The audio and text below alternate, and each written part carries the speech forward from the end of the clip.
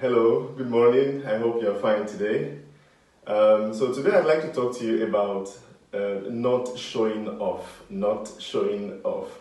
That's because in the gospel reading of this morning, taken from the Gospel of St. Matthew, chapter 6, from verses 1 to 6, and then from 16 to 18, Jesus tells us not to show off. He says, when you pray, go to your secret room and pray to your Father in heaven, and your Father who sees all that is done in secret will reward you. He also says that when you give alms, don't let your right hand know what your left hand is doing. He also says that when you fast, don't look like someone, the world just crashed on you.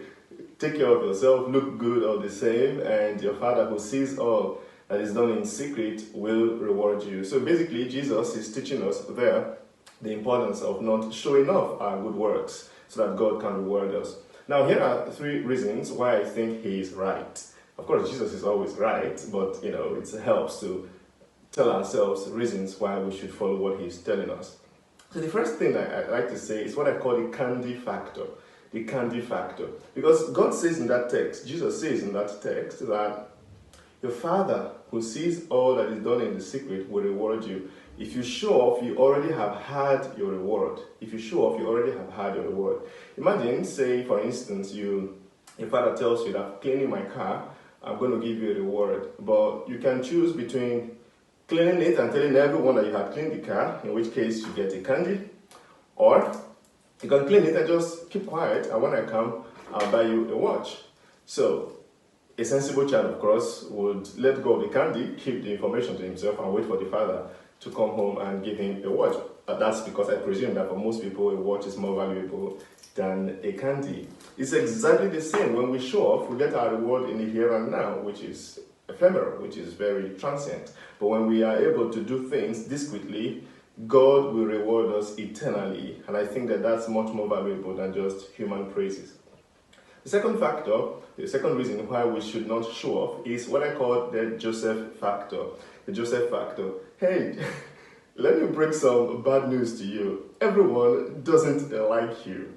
Everyone doesn't like you. As someone by nature who tries to be agreeable, I like it when people like me.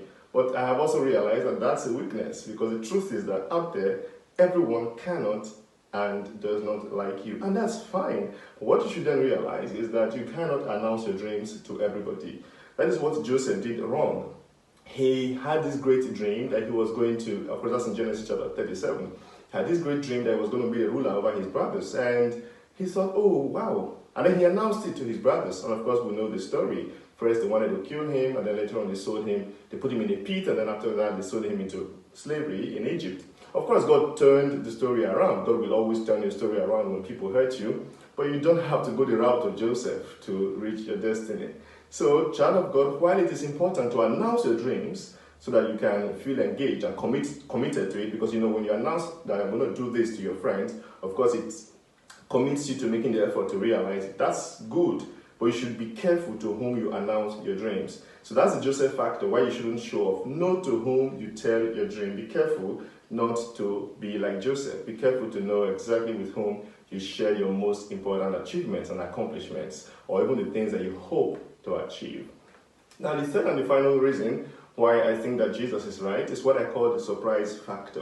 Have you ever done something that you put all your effort into, put your heart in it, done it very well, and then you finally succeed, and you announce it to your friends, and they're like, well, that's all right, we know you were always going to succeed.